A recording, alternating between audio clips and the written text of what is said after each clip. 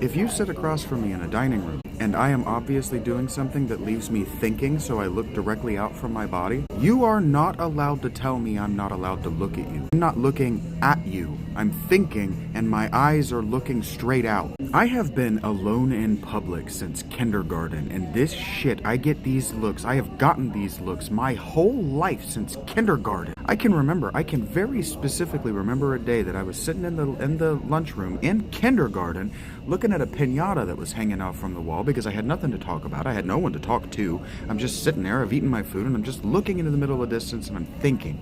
Because I'm allowed to sit and think.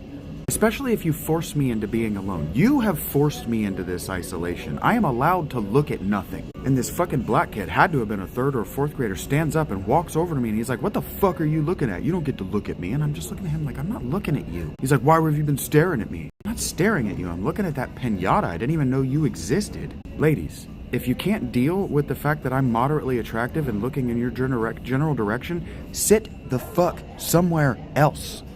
You chose to sit directly across from me so you could look at me. You don't get to tell me where I'm allowed to look.